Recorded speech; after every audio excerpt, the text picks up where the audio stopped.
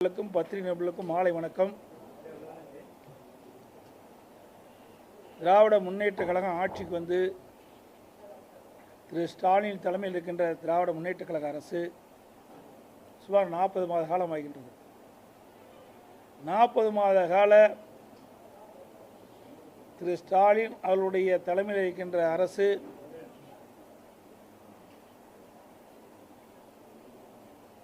ரெண்டாயிரத்தி 21 சட்டமன்ற பொதுத் தேர்தலின் போது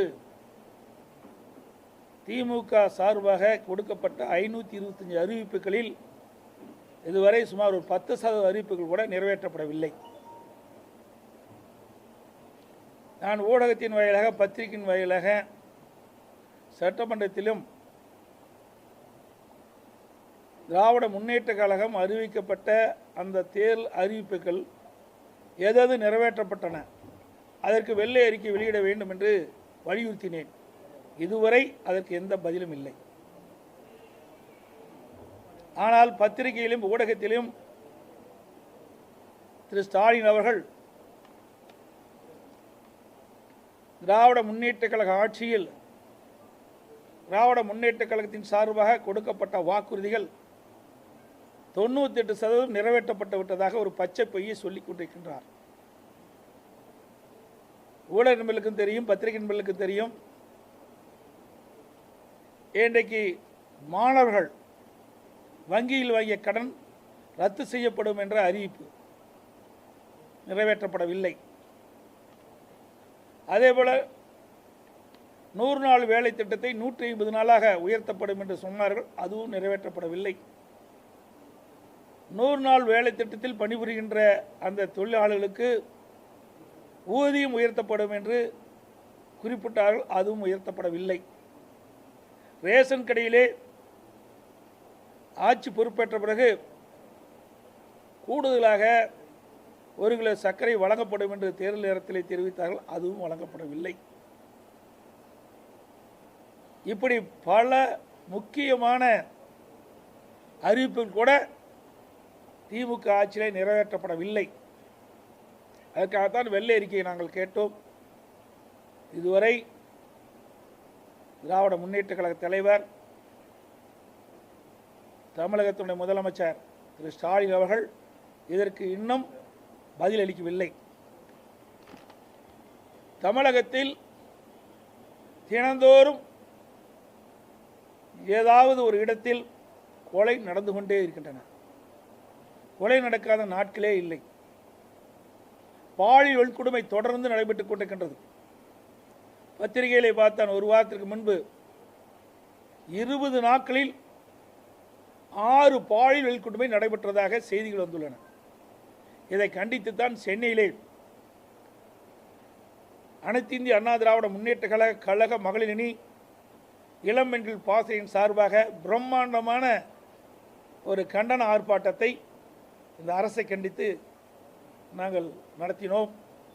தமிழகத்திலே பாலியல் வன்கொடுமையை தடுக்க தவறிய திமுக அரசை கண்டித்து மாபெரும் கண்டன ஆர்ப்பாட்டத்தை சென்னையிலே நடத்தினோம். அந்த ஆர்ப்பாட்டம் நடத்திய பிறகு நேற்றைய தினம் என்கிற பத்திரிகையில் பார்த்தேன், ஒரு பாலியல் வன்கொடுமை நடைபெற்றது. தொடர்ந்து பாலியல் வன்கொடுமையை தடுக்க தவறியது கண்டனத்துக்கு உரியது. காவல்துறையை சுதந்திரமாக செயல்பட விட வேண்டும். அப்பொழுதுதான் குற்றங்கள் குறையும். குற்றச் செயலில் ஈடுபடுகிறவர்களை அவர்கள் மீது வழக்கு பதிவு செய்து சட்டப்படி நடவடிக்கை எடுக்க முடியும். ஆனால் இந்த விடியா திமுக ஆட்சியிலே அந்த நிலை இல்லை என்பதை இந்த நேரத்தில் தெரிவித்திருக்கிறேன்.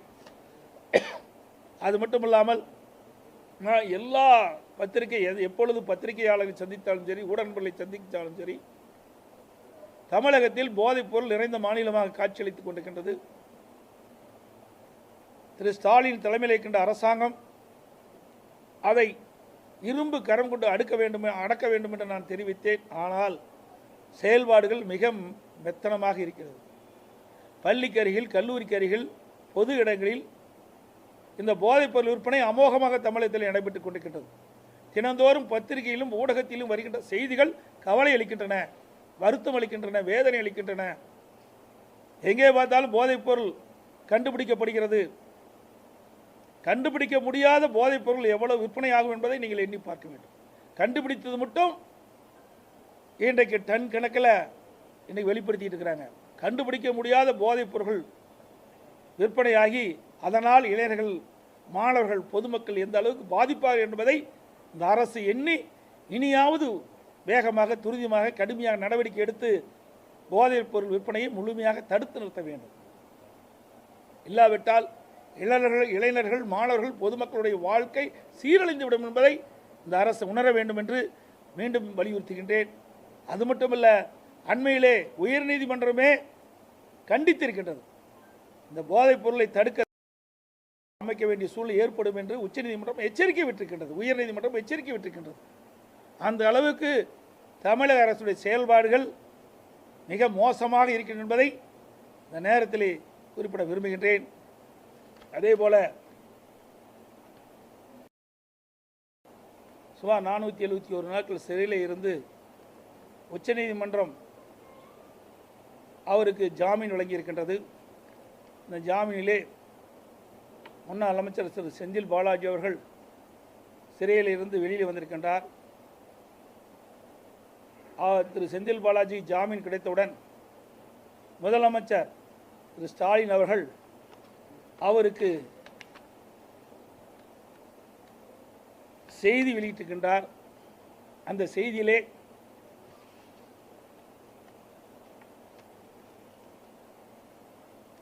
ஆருயிர் சகோதரர் வி செந்தில் பாலாஜி அவர்களுக்கு 471 நாட்களுக்கு பிறகு உச்சநீதிமன்றத்தில் பிணை கிடைத்திருக்கு என்பதாகவும்,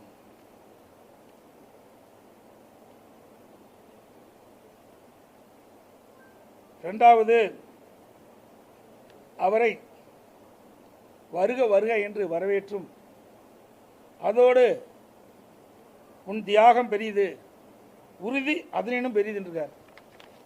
தியாகம் என்ற சொல்லுக்கே மரியாதை இல்லாத போச்சு. ஊழல் வழக்கில் குற்றம் சாட்டப்பட்டு அமலாக்கத்துறையால் கைது செய்யப்பட்டு சிறையில் இருந்து ஒருத்தர் வெளியிலே வருகிறார் என்று சொன்னால், ஒரு நாட்டுடைய முதலமைச்சரே தியாகம் என்று பாராட்டி என்று சொன்னால், தியாகத்தினுடைய மதிப்பு மரியாதையே போய்விட்டது. தியாகம் என்று சொன்னால், நாடு சுதந்திரம் பெறுவதற்காக தன்னையே அர்ப்பணித்துக் கொண்டு உயிர் நீத்த அந்த மாமனிதருக்கு தான் தியாகம் என்ற சொல் பொருந்தும். அப்படிப்பட்ட சொல்லை ஊழலால் கைது செய்யப்பட்டு, ஊழல் செய்தவர்கள் கைது செய்யப்பட்டு சிறையில் இருந்து வெளிவந்ததற்கு அதை அந்த தியாகம் என்ற சொல்லை பயன்படுத்துவது வெட்கக்கேடான் என்பதுதான் இந்த நேரத்தில் தெரிவிக்க விரும்புகின்றேன்.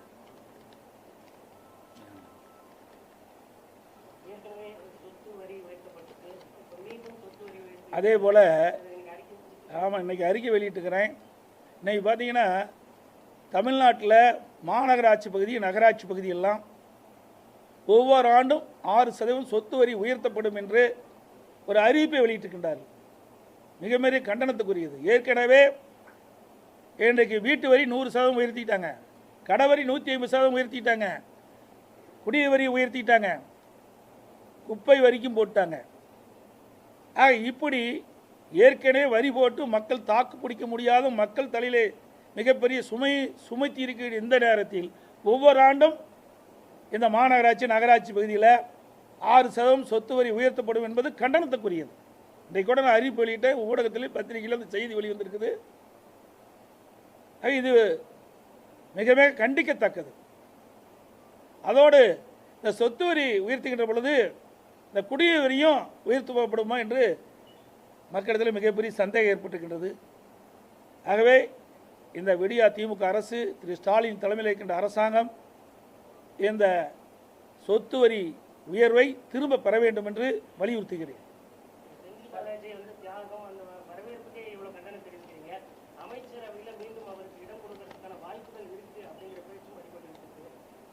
அமைச்சராக்கினா மக்கள் பார்த்துக்குவாங்க. மக்கள் தான் எஜமானர்கள். மக்கள் முடிவு தான் இறுதியானது. மக்கள் தீர்ப்பே மகேஷன் தீர்ப்பு. நாட்டு மக்கள் பார்த்து கொண்டிருக்கின்றார்கள். ஒவ்வொரு ஆட்சியும் கண்காணித்துக் கொண்டிருக்கின்றார்கள். இந்த ஆட்சியுடைய நிலைமையை மக்கள் எப்படியெல்லாம் ஆட்சி நடக்கிறது என்பதையெல்லாம் கவனித்துக் கொண்டிருக்கிறார். தமிழ்நாட்டு மக்கள் விழிப்புணர்வுகள். அப்படிப்பட்ட மக்கள் இப்படி ஊழல் செய்யப்பட்டு சிறையில் இருந்து வெளியே வந்தவர்களுக்கு இன்றைக்கு அமைச்சர் பொறுப்பு கொடுத்தால் அவர்கள் தேர்தல் நேரத்தில் என்ன செய்ய வேண்டுமோ அதை செய்வார்கள்.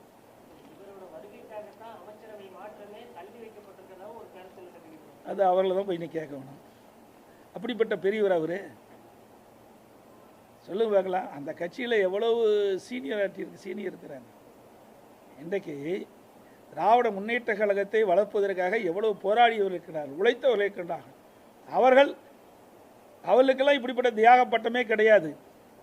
பல கட்சிக்கு போயிட்டு வந்தவருக்கு தான் தியாக பட்டம். ஏன்னா அவர் பொறுப்பில் இருக்கின்ற பொழுது அதிகமாக கவனிச்சிருப்பார் போல் இருக்குது மேல் மட்டத்தை.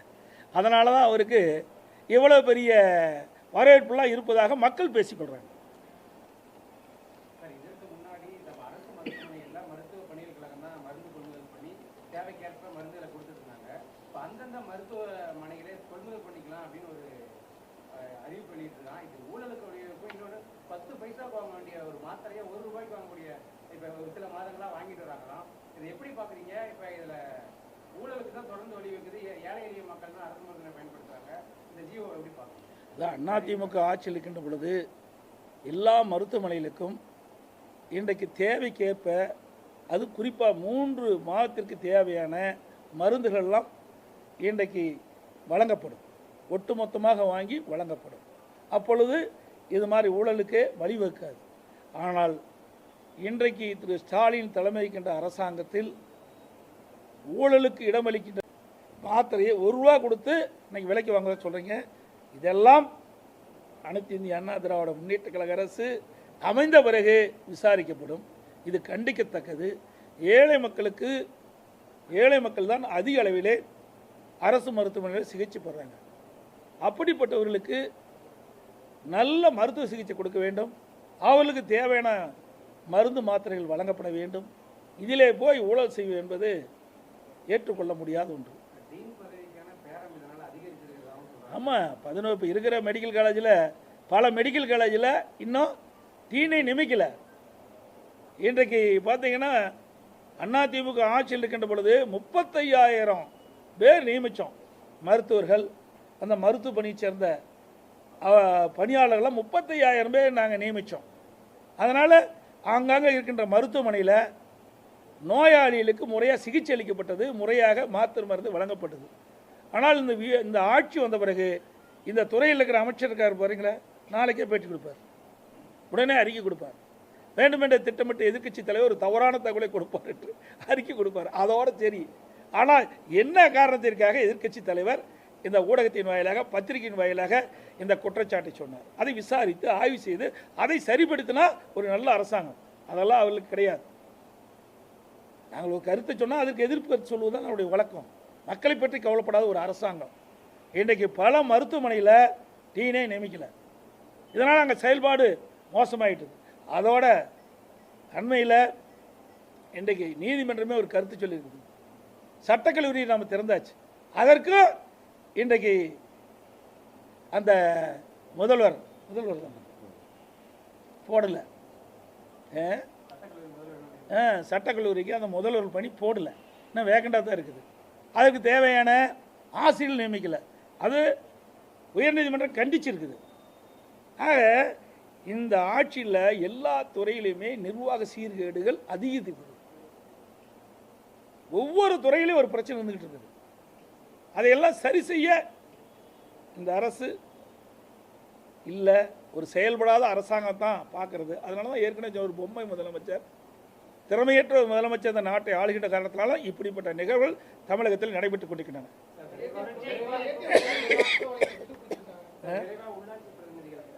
பதவிக்கால முடிவுடைய போது உள்ளாட்சி தேர்தலை அதிமுக எதிர்கொள்ள போது இன்னொரு இந்த உள்ளாட்சி தேர்தலில் தள்ளி வைக்கலாமா அப்படின்னு அரசு ஆலோசிக்கிறதாக ஒரு தகவல் இருக்குது. அதாவது உள்ளாட்சி தேர்தல் பதவிக்காலம் இந்த வருஷத்தோட முடிவதாக கருதுகிறேன். அப்படி உள்ளாட்சி தேர்தல் முடிந்தால் அனைத்து இந்திய அண்ணா திராவிட முன்னேற்ற கழகம் உள்ளாட்சி தேர்தலை சந்திக்கும். தள்ளி போகுமா இல்லை என்பதெல்லாம் இப்பொழுது தெரியாது. அது அரசாங்கத்தினுடைய இதுதான், நிலைப்பாடு தான். என்ன காரணத்துக்கு தள்ளி வைப்பால் என்பது தெரியாது. ஆனால் அனைத்து இந்திய அண்ணா திராவிட முன்னேற்ற கழகம் உள்ளாட்சி தேர்தலை சந்திக்க தயாராக இருக்கிறது. அதாவது தான் தமிழகத்தில் கொலை கொள்ளை அதிகரித்து விட்டது. நான் ஏற்கனவே சட்ட ஒழுங்கு அடியோடு சீர்கட்டு விட்டது. ஆக ஒரு கண்டெய்னர்லேயே திட்டம் போட்டு வெளி மாநிலத்தைச் சேர்ந்தவர்கள் ஏடிஎம்மில் கொள்ளையடிக்க வந்திருக்கிறாங்க. அந்த கொள்ளை கும்பலை பிடிக்கின்ற போது சுட்டு பிடித்திருக்கின்றார்கள். ஆகவே காவல்துறையை நான் பாராட்டுகின்றேன். இப்படி காவல்துறைக்கு முழு சுதந்திரம் கிடைக்க கொடுத்தால் தமிழகத்தில் சட்ட ஒழுங்கு நிலைநாட்டப்படும். ஆனால் விடியா திமுக ஆட்சியில் இன்றைக்கு காவலர்களுக்கு, உயர் காவலர்களுக்கும் பதவிகளுக்கு முழுமையான சுதந்திரம் கிடைக்கப்படவில்லை. அதனால தான் சட்ட ஒழுங்கு தமிழகத்தில் சீர்கட்டுகின்றது.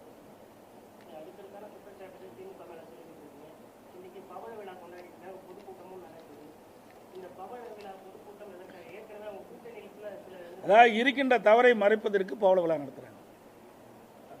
இந்த 40 கால ஆட்சியில் நடைபெற்ற திமுக அரசுடைய தவறுகளை மறைப்பதற்கு தான் இந்த பவள விழா நடப்பதாக நான் கருதுகிறேன். வேறு என்ன சாதனை பண்ணியிருக்காங்க? சேலம் மாவட்டத்தை எடுத்துங்க, சாதனை பண்டாடி போகுது. ஏற்கனவே அனைத்து இந்திய அண்ணா திராவிட முன்னேற்ற கழக ஆட்சியில் கொண்டு வரப்பட்ட திட்டங்கள், நிறைவேற்றப்பட்ட திட்டங்களை துவக்கி வைக்க கூட நேரம் இல்லையே. எப்போ பார்த்தாலும் சொல்கிறாரு, ஸ்டாலின் சொல்கிறாரு, உதயநிதி அவர்கள் சொல்கிறாங்க, மற்ற அமைச்சர் சொல்கிறாங்க, மதுரையில் எய்ம்ஸ் மருத்துவமனை இன்னும் ஆரம்பிக்கலன்னு.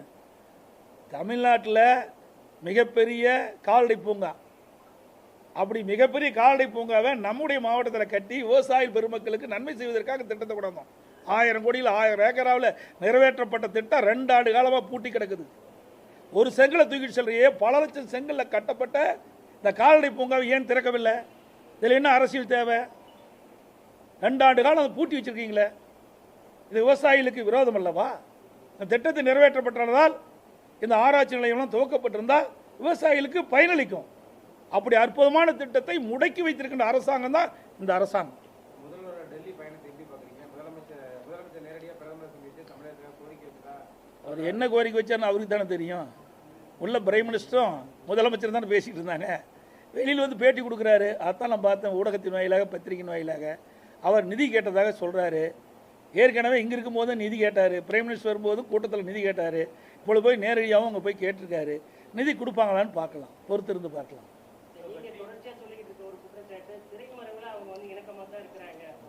திரைமறைவில் நேராகவே இருக்கிறாங்களே, உங்கள் ஊடகத்திலையும் பத்திரிகையிலும் பார்த்தேன்ல.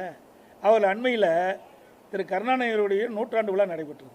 இந்த 100ஆண்டு விழாவிலே நாணய வெளியிடுவதற்கு யார் வந்தான், யாரெல்லாம் கலந்துக்கிட்டான்? மத்திய மந்திரி வந்து 100ஆண்டு விழாவிலே கலந்து கொண்டு அந்த 100ஆண்டு விழாவிலே நாணயத்தை வெளியிட்டார். அந்த 100ஆண்டு விழாவிலே பாரதிய ஜனதா கட்சி சேர்ந்த தலைவர்கள், முன்னோடிகள்லாம் கலந்துக்கிட்டாங்க. இவள் கூட்டணி அங்கம் வைப்பது இந்தியா கூட்டணி. என்டிஏ கூட்டணியில் இருக்கின்ற அங்கே இருக்கிற அமைச்சர்கள், அங்கே இருக்கின்ற அந்த கட்சியுடைய தலைவர்களை அழைத்து இதை நிகழ்ச்சியை நடத்தினால் எப்படி சொல்வது? திரைமறைவில் நேரடியாகவே செஞ்சுருக்கிறாங்க. பிரதமர் சந்திப்புக்கும் செந்தில் பாலாஜி ஜாமீன் கிடைச்சதுக்கு ஏதாவது தொடர்பு? அந்த இது வந்து நீங்கள் கேட்குற கேள்வி பதில் சொல்ல முடியாத கேள்வி. தொடர்பு இருக்குதா இல்லையா என்பதை எப்படி சொல்ல முடியும்? அது நீதிமன்றம், அது உச்சநீதிமன்றம். உச்சநீதிமன்றத்துக்கும் இதுக்கும் இவர்கள் நீங்கள் கேட்குற கேள்விக்கும் சம்மதம் இல்லை. உச்சநீதிமன்றத்தில் ஏற்கனவே ஒரு வழக்கு நடைபெற்ற காவல்துறை வைக்கின்ற பொறுப்பு யாருன்னா முதலமைச்சர் ஸ்டாலின் இருக்குது. அவரே தியாகம் படைச்சவருங்கிறார், அவரே வருங்கிறார்.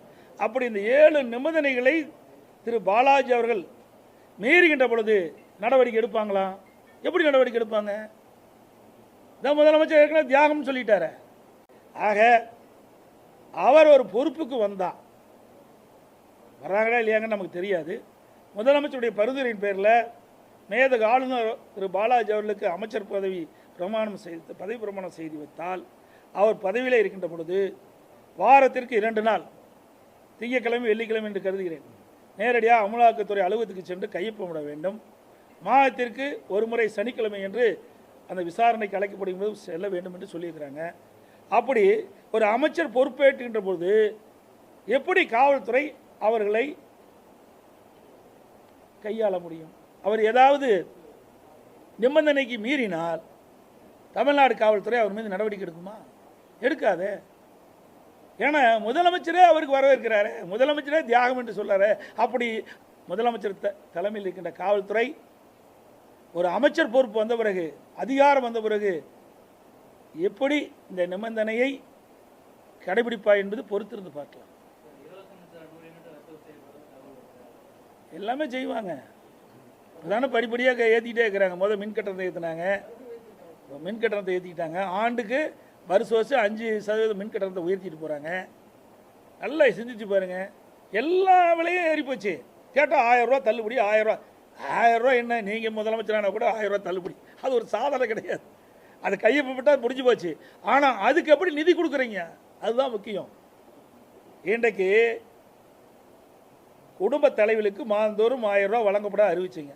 அந்த பணம் இன்றைக்கு வருவாயை உயர்த்தி கொடுத்துருந்தா பரவாயில்ல, கடன் வாங்கி தான் கொடுத்துட்டு இருக்கிறாங்க. அப்போ இந்த கடனை யார் கட்டுறது? 1000 ரூபா வாங்குறாங்களா பொதுமக்கள், அவங்க தான் திருப்பி செலுத்த வேணும். அவர்கள் மேலே வரி போட்டு தான் அந்த பணத்தை வசூல் பண்ணி அந்த கடனை திருப்பி செலுத்த வேண்டும். அதை நம்ம எண்ணி பார்க்க வேண்டும் ஒவ்வொருவரும். இது சாதாரண விஷயம் அல்ல.